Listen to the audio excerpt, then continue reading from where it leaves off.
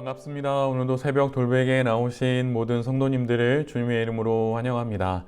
주님의 은혜로 우리 모두가 또 새롭게 한 주를 이렇게 시작하게 되는데요.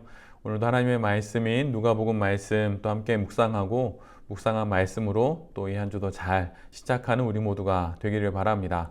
오늘 우리에게 주시는 하나님의 말씀은 누가복음 10장 13절로 16절까지의 말씀입니다. 고라시나 너에게 화가 있다. 벳세다야 너에게 화가 있다. 내가 너희에게 행한 기적들을 두로와 시돈에서 행했더라면 그들은 벌써 베옷을 입고 재를 뒤집어 쓰고 앉아 회개하였을 것이다. 그러나 심판 날에는 두로와 시돈이 너희보다 더 견디기 쉬울 것이다. 가버나움아 내가 하늘까지 치솟을 셈이냐 지옥에까지 떨어질 것이다. 누구든지 너희의 말을 들으면 내 말을 듣는 것이요 누구든지 너희를 배척하면 나를 배척하는 것이다. 그리고 누구든지 나를 배척하면 나를 보내신 분을 배척하는 것이다. 아멘. 오늘은 누가복음 10장의 말씀을 갖고 겸손 또 겸손입니다.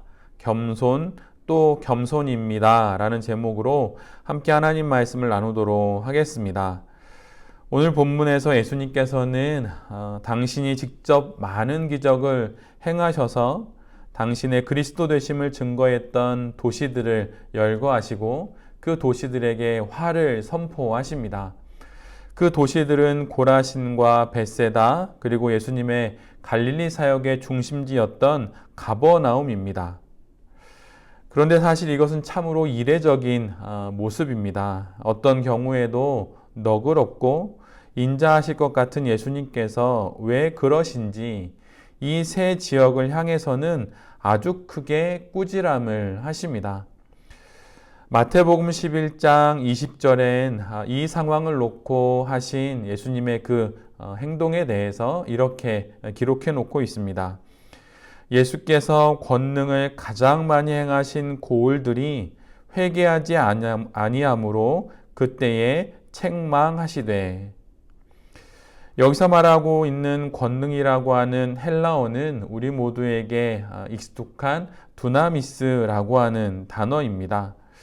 말 그대로 예수님의 권능, 예수님이 행하실 수 있는 모든 기적이 고라신과 벳세다와 가버나움에서 일어났습니다. 그런데 그곳에서 예수님의 놀라운 기적과 권능을 보았음에도 불구하고 그들이 예수님을 그리스도로 영접하지 않은 것이지요. 유진 피터슨이 번역한 메시지 성경에서는 이 부분을 이렇게 번역해 놓고 있습니다. 가장 열심히 일하신 곳, 이렇게 말이죠. 이 땅에 오신 하나님이신 예수님께서 당신의 힘과 능력 그리고 모든 강력함을 가지고 가장 열심히 일했던 곳이 바로 고라신, 벳세다, 가버나움인 것입니다. 예수님께서 그분의 모든 것을 쏟아 부으시면서 이 도시에서 유진 피터슨의 번역처럼 열심히 일하셨고 모든 권능과 기적을 베푸르셨던 것입니다. 그런데 그곳에서 오히려 예수님을 믿는 사람들이 아주 적었던 것이죠. 이 세 도시의 사람들은 예수님을 직접 보았습니다. 그들이 두 눈으로 보았고 예수님께서 행하신 그 기적들을 직접 체험했던 것이죠. 그런데 그럼에도 불구하고 예수님을 그리스도로 믿지 않았습니다. 그들은 예수님을 직접 보았지만 죄를 회개하고 예수님을 믿기를 완강히 거절하였습니다. 스스로 거절한 것이지요. 예수님이 바로 그들의 두 눈 앞에 있음에도 불구하고 그들은 예수님을 믿기를 스스로 거절합니다. 예수님께서 아무리 설교를 하고 복음을 전포하고 수많은 기적을 행하셔도 그것을 듣기는 들어도 보기는 보아도 또 그 기적을 체험은 하여도 그 모든 일들의 중심에 있는 예수님을 구주로 그리스도로 영접하지는 않았던 것입니다. 이것은 참으로 아이러니한 일입니다. 기적은 믿지만 기적을 행하신 그분은 믿지 않는 것입니다. 기적을 행한 손은 믿지만 예수님은 믿지 않는 것이지요. 그래서 예수님은 이렇게 말씀하십니다. 이 도시들보다 더 나은 도시가 있는데 그것이 바로 두로와 시돈이라고 하는 것이지요. 두로와 시돈은 그 사악함으로 인해서 베니게 지역에서 아주 유명한 명성을 떨치던 그런 도시들입니다. 하나님께서는, 예수님께서는 그 도시를 멸하셨는데 이는 자기 백성, 즉 이스라엘을 대적하고 사악한 바알 숭배의 중심지였기 때문입니다. 그래서 두로와 시돈은 멸망하게 되지요. 그런데 오늘 예수님께서 이렇게 말씀하십니다. 만약에 이방신을 섬기는 그런 도시인 두로와 시돈, 그리고 아브라함 때 멸망한 소돔에 가서 고라신과 벳세다와 가버나움에서 행한 기적을 그대로 행하였다면 그곳에 있는 많은 사람들이 회개하고 예수님을 믿고 구원을 받았을 것이다 라고 그렇게 예수님이 말씀하십니다. 특별히 가버나움은 예수님께서 당신이 머무실 거처를 정하신 도시입니다. 그리고 그 도시에서 아주 많은 기적을 행하셨지요. 그런데 이 도시와 비교되는 오늘 본문의 도시는 소돔입니다.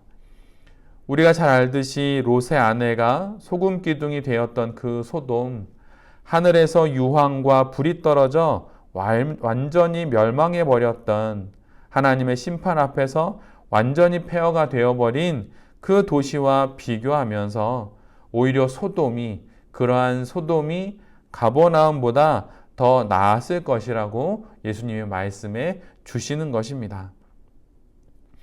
누가복음 12장 48절을 개역개정으로 읽어드리면 다음과 같은 말씀입니다. 알지 못하고 맞을 일을 행한 종은 적게 맞으리라. 무릇 많이 받은 자에게는 많이 요구할 것이요 많이 맡은 자에게는 많이 달라 할 것이니라.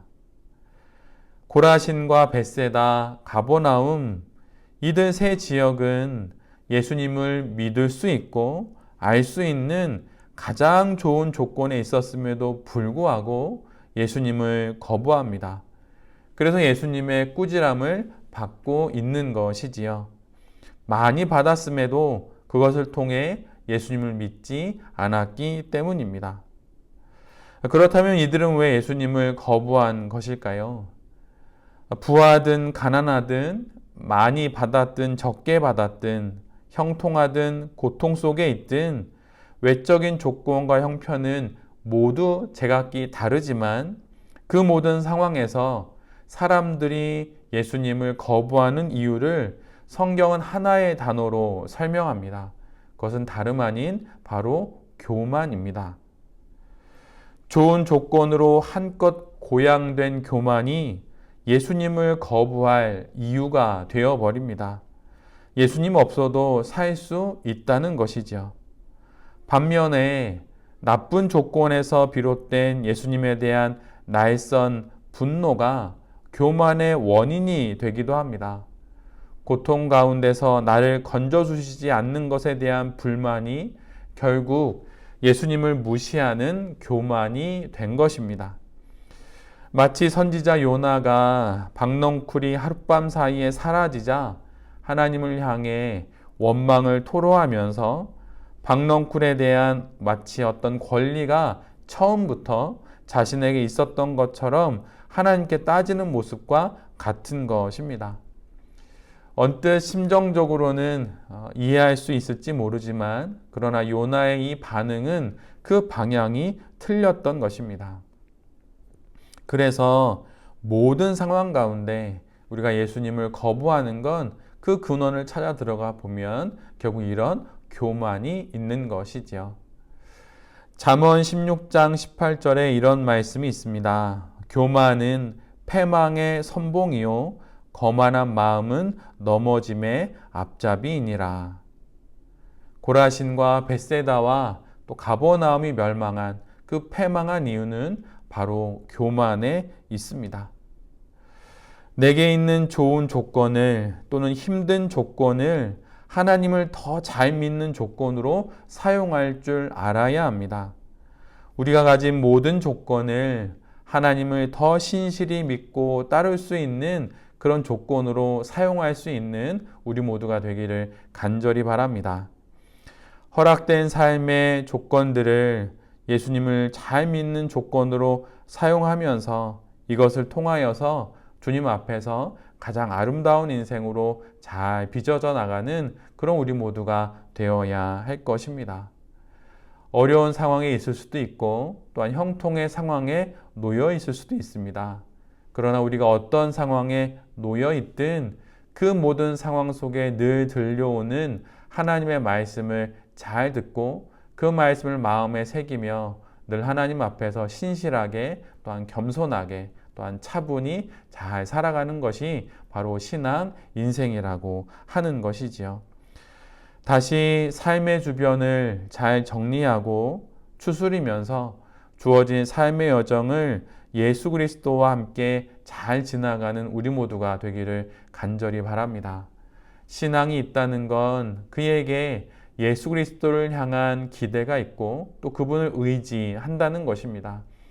가장 위대하신 분, 가장 좋은 것에 좋은 것 되시는 예수님을 의지하니 당연히 그의 영혼엔 차분함이 있을 것이고 그의 영혼엔 온유함과 또한 삶에는 겸손이 드러나게 되는 것입니다. 겸손 또 겸손, 이 삶의 자세로 주님께서 주신 이 하루도 잘 살아가고 또 우리에게 허락된 모든 인생의 시간들을 거룩하고도 아름답게 살아가는 새벽 돌베개의 모든 성도님들과 또 이 말씀을 전하는 제 자신이 될 수 있기를 간절히 기도드립니다. 아멘. 기도하겠습니다. 주님, 핑계하지 않고 변명하지 않고 우리에게 주어진 모든 조건 속에서 주님을 참으로 참되게 신앙할 수 있기를 간절히 소원합니다. 남의 조건과 형편을 부러워하지 않고 주신 조건들을 주님의 은혜로 받아들이며 그렇게 매일의 삶을 겸손 또 겸손으로 살아내는 우리 모두가 되게 하여 주시옵소서. 주님, 새로운 한 주를 시작하게 됩니다. 이 한 주에도 우리에게 허락된 삶의 여러 사연들과 사건들을 해결해 나가며 살아갈 때에 우리 곁에 임마누엘로 함께하여 주시고 에베네셀로 우리를 도와주시옵소서. 이 모든 말씀 예수 그리스도의 이름으로 기도드립니다. 아멘.